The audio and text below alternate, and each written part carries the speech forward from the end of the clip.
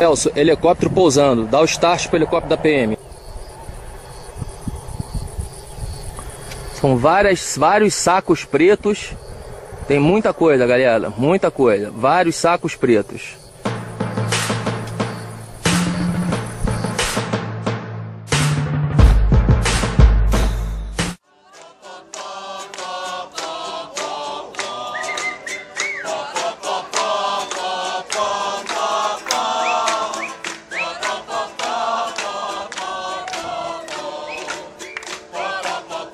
A Polícia Federal e a Polícia Militar do Espírito Santo divulgaram que no dia 24, divulgaram no dia 25, uma segunda-feira, que na véspera tinham feito uma apreensão de 445 quilos de pasta base de cocaína que tinham sido transportados por um helicóptero.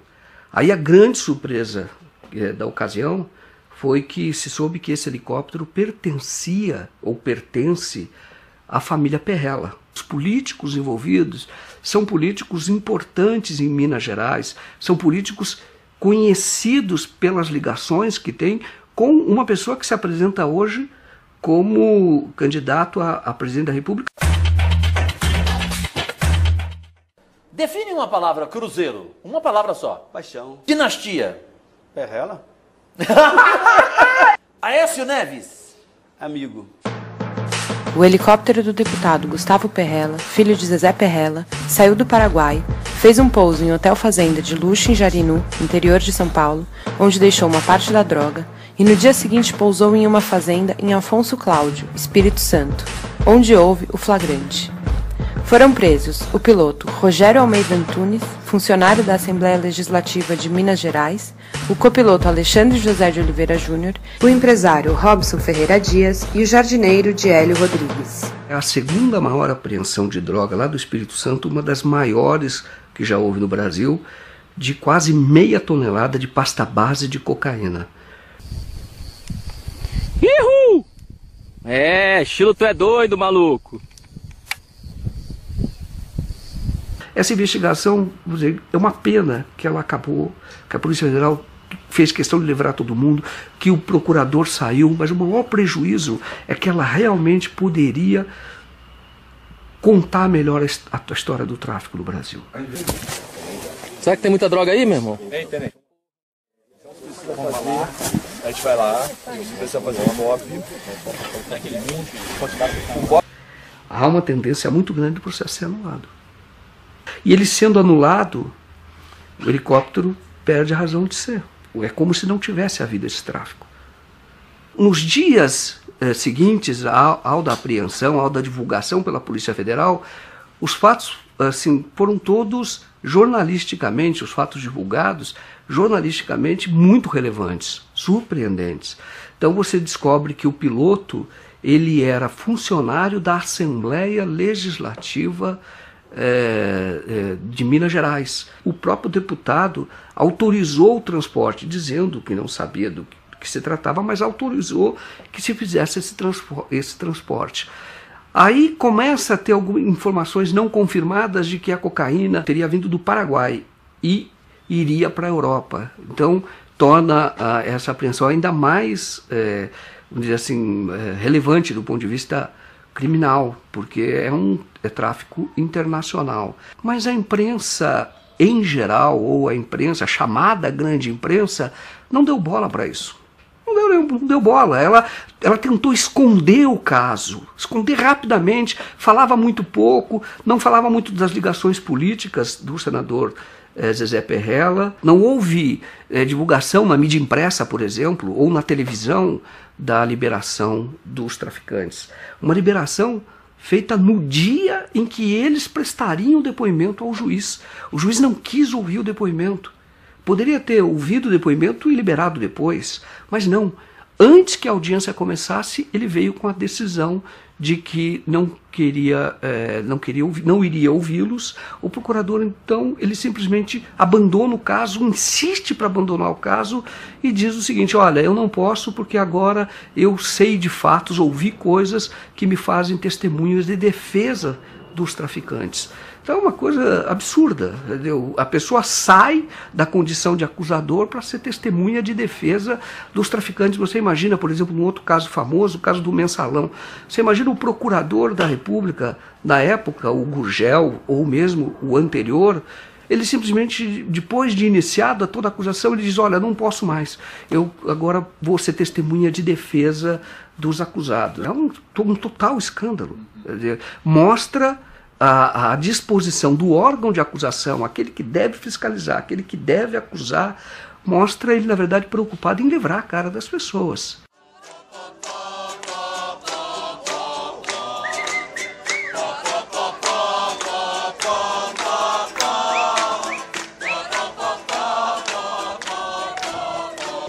Várias investigações em curso, com provas, inclusive, sobre a relação dessa família Perrella, tanto o Gustavo como o Zezé, com várias ações ilícitas. E isso já é, sim, material suficiente para abrir uma investigação, uma CPI, aqui nessa casa, para poder investigar isso. A questão da carne adulterada com água congelada, ela não é mais falada em canto nenhum.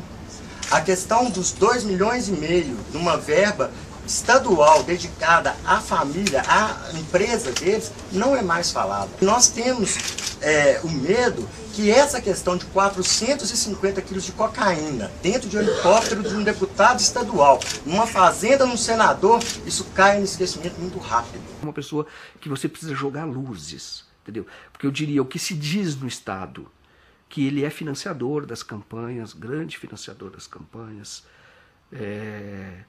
ele tem casos, processos hoje respondendo no Ministério Público por improbidade administrativa, porque as empresas que ele tem prestam serviços para o governo do Estado a preços superfaturados. Suspeita de irregularidades no enriquecimento do suplente de senador em Minas e presidente do Cruzeiro, Zezé Perrella. O Ministério Público quer saber como ele conseguiu comprar uma fazenda avaliada em 60 milhões de reais. Na propriedade, o Cartola planta e estoca grãos, tem uma floresta de eucalipto, uma fábrica de ração, cria gado e suínos. A sede, ampla e luxuosa, tem piscina e pista de pouso para aviões com até 15 passageiros. Hoje a remuneração bruta de um deputado estadual é de R$ 23 mil. Perrella ocupou uma cadeira na Assembleia Legislativa de 2006 a 2010.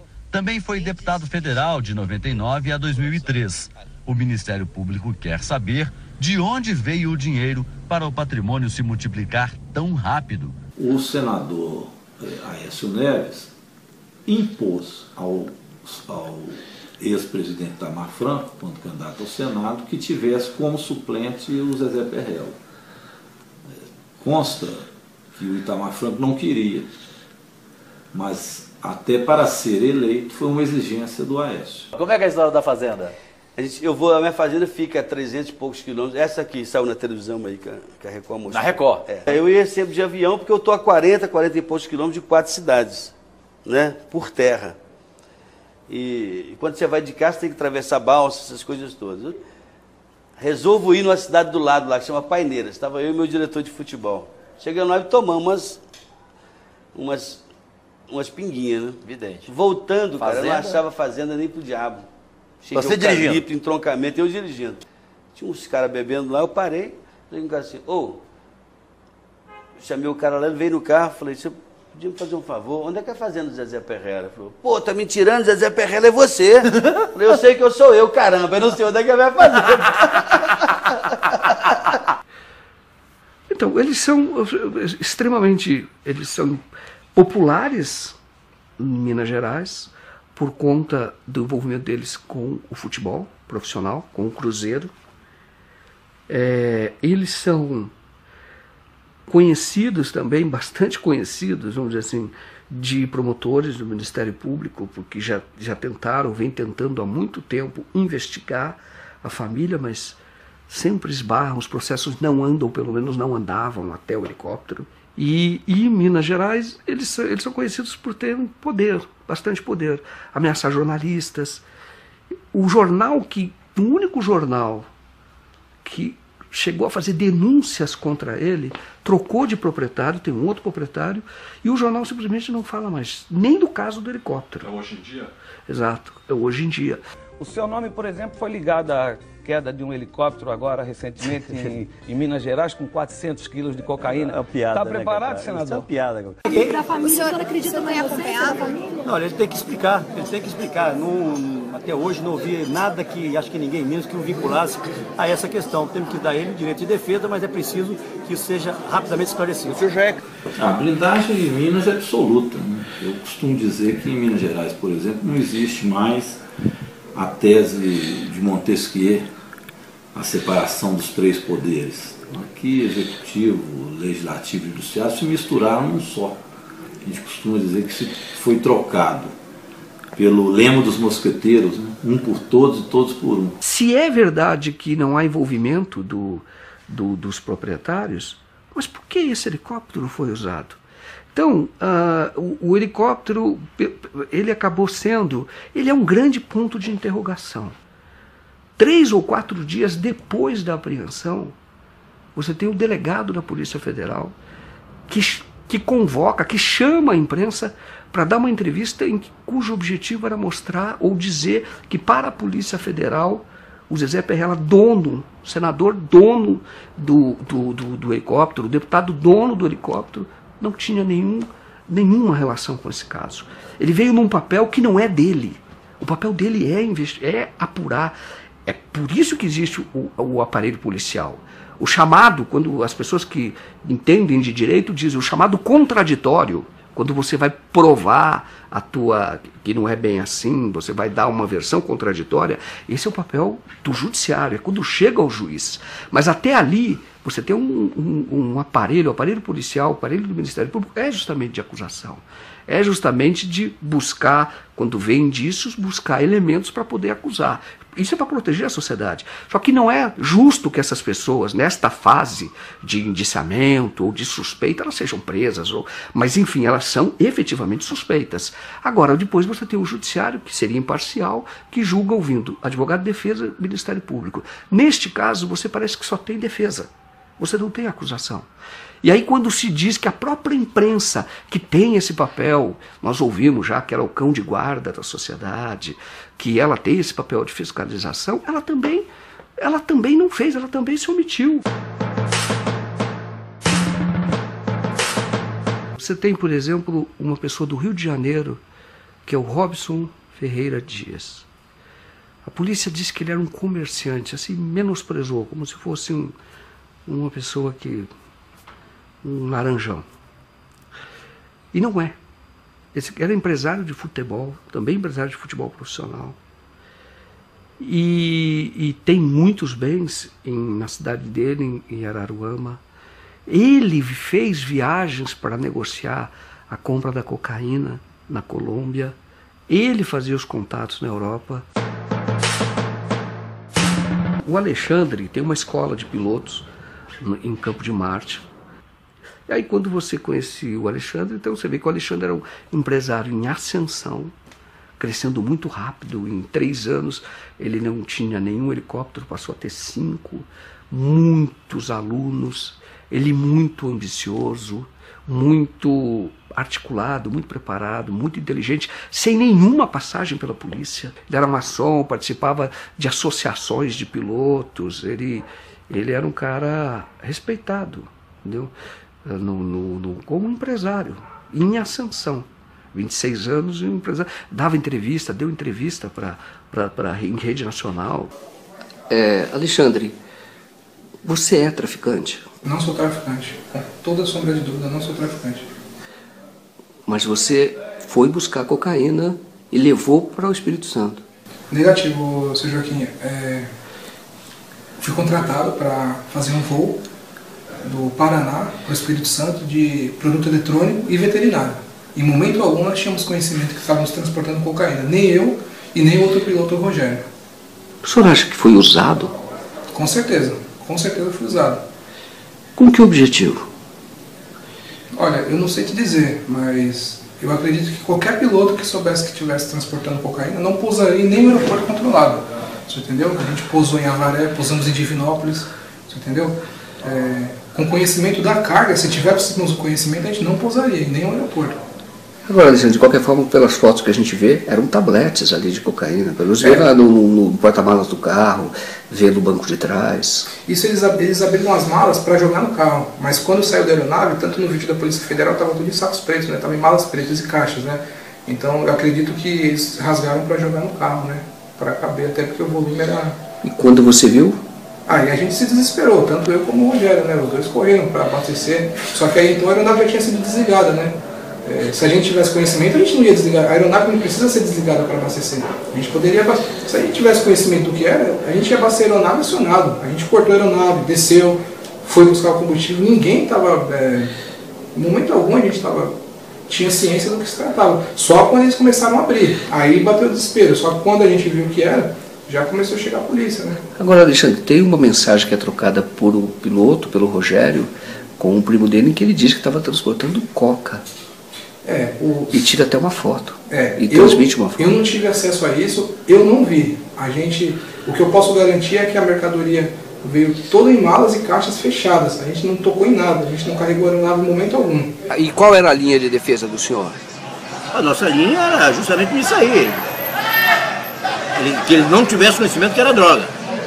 Seria isso aí tentar saber que ele é primário, a pessoa que nunca se envolveu com crime. É um empresário. Para nós foi surpresa também. O que o senhor acha que vai dar esse processo? A justiça tem que decidir. Esse processo, sob a minha ótica, está nulo. A prova ilícita não tem valor algum. Por que São Paulo, que tem a maior frota de helicópteros do mundo, e esse piloto que nos deu entrevista, foi ele que articulou o transporte. Então foi ele que trouxe um helicóptero de Minas Gerais para fazer esse transporte. Teoricamente foi ele que trouxe. Mas por que ele precisava trazer de Minas, se aqui em São Paulo tem tanto helicóptero? Ele próprio tinha 5 helicópteros. E ele é o menor nessa cadeia. Você percebe que ele recebe ordens. Quando você vê a investigação, eles falam todos em códigos, com apelidos. Ele é subalterno. A descoberta foi da polícia, esteve lá, só que ela não valorizou isso dentro do processo. Porque a droga, pela legislação, o próprio território do hotel, por ter guardado a droga, está sujeito até a confisco, assim como o helicóptero.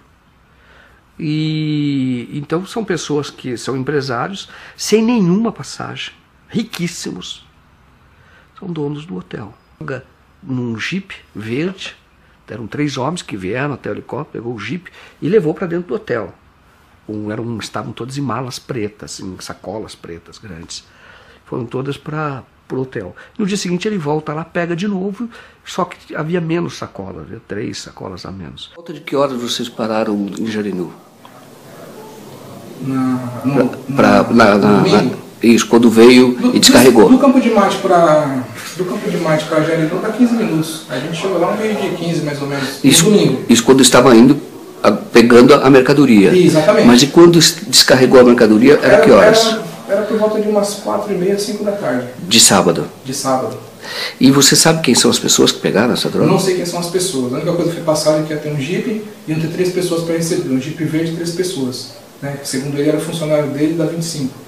Então a gente pousou no Hotel Fazenda, em momento algum a gente pousou no local escondido, pousamos no local. Eu e o Rogério, o piloto, a gente não tinha conhecimento do que estava transportando. A gente sabia apenas que era produto eletrônico e veterinário. Em momento algum a gente desconfiou que era droga. Você acha que os donos dos hotéis sabiam que estava sendo descarregada essa mercadoria lá? Eu não posso afirmar para o senhor. Não posso afirmar isso. Até porque eu não conheço os donos do hotel. Né? Eu fui contratado pelo rádio e foi a única pessoa que eu tive contato. Né?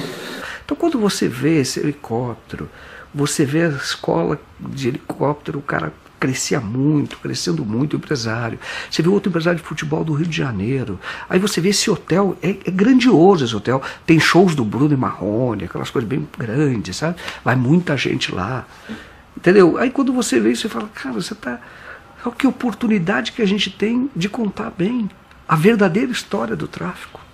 Entendeu? Esse hotel é algo que a gente deve aprofundar, nós como jornalistas devemos aprofundar. Eu fui até um ponto, vou dizer que ainda não fui além, porque nós iríamos muito à frente da polícia. E nós não temos os instrumentos para fazer isso. Entendeu? É uma investigação virgem que a gente vai na frente, totalmente na frente. Porque essas pessoas sequer foram acusadas, sequer foram mencionadas.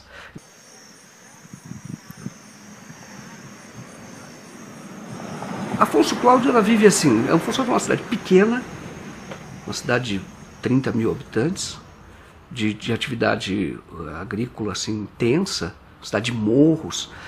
E de repente um helicóptero aparece lá, de um senador de um outro estado, que para eles, Espírito Santo é um estado muito pequenininho, eles veem Minas Gerais como uma potência, entendeu? Uma grande potência.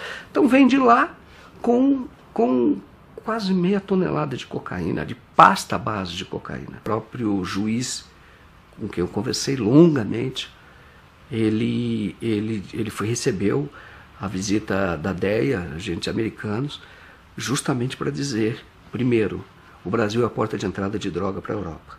Segundo, o Espírito Santo, o porto do Espírito Santo, é muito usado por isso. Meia tonelada de pasta base, que custa, na ponta inicial do tráfico, as pessoas falam entre 4 e 6 milhões. E que você pode render lá fora, depois que você faz a mistura, uma cocaína de qualidade na Europa, as pessoas falam que renderia pelo menos 50 milhões. A investigação mostra isso, que eles tinham contato com uma pessoa chamada Jimmy, que era de Amsterdã, e eles estavam negociando o envio para lá de convites, eles chamam convites.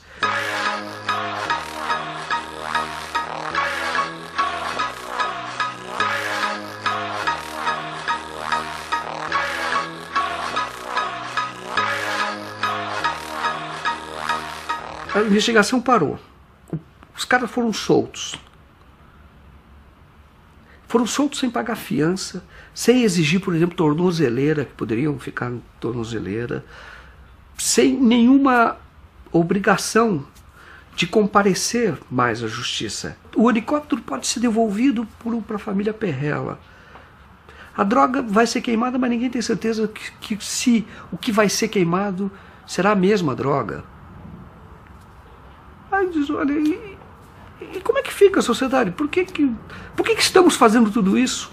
Agora, impressionante é que se hoje você for em qualquer presídio, feminino sobretudo, a maior parte das pessoas que estão nesses presídios, presos como ratos, assim, de superlotação, a maior parte é por tráfico de drogas. A maior parte. Mas olha que contradição. São as pessoas pegas com meio quilo, às vezes até para consumo próprio, essa é a discussão. Essas estão presas, mas presas por 10 anos, por 12 anos. Entendeu? Arrebentou totalmente. É isso que o Brasil está aprendendo. Então, como é que o senhor, como político, recebeu aquela apreensão de drogas do Espírito Santo? Como é que Minas tem tratado isso? O que nos choca nisso são as diferenças de tratamento. Nem o piloto, após um flagrante de 445 quilos de pasta base de cocaína, nem o piloto está preso, que foi pego em flagrante. Mas nós temos um jornalista que, por editar matérias que não são do interesse do senador Aécio Neves, está preso há mais de 4 meses, doente, teve infarto, está na enfermaria do hospital, não foi condenado a absolutamente nada, está preso. Nós temos, ainda em Minas Gerais, já condenado por 102 anos de cadeia assassinos e o mandante do assassinato da chacina de Unai, que assassinaram na época 7 sem-terras. Eles já foram condenados a mais de 100 anos de cadeia e estão soltos por habeas corpus, que lhes dá o direito de responder. Aliás, já foram condenados, estão em liberdade para fazer o recurso deles em liberdade, já condenados. Esses conseguiram habeas corpus. E o jornalista não consegue um habeas corpus. Então nós temos aqui preso político, nitidamente preso político. Aqui está tudo dominado. Tudo é feito em torno do senador Aécio Neves. Virou uma espécie de imperador. Zezé, a maior torcida de Minas é a do Atlético. Não tem nem comparação, né, Calil? A do Cruzeiro é muito maior. E a camisa mais linda do Brasil também é do Atlético. É isso, rapaz. Azul é azul. Desculpe, mas quer ver eu acabar fácil com essa discussão? Para vocês, quem vai ser o melhor governador para Minas? Anastasia, porque a Anastasia tá com a S desde o primeiro dia. E ajudou Minas a crescer, né? Esse caso do Helicoca foi, na verdade, um grande aviso. Olha, o crime compensa. O grande crime compensa no Brasil.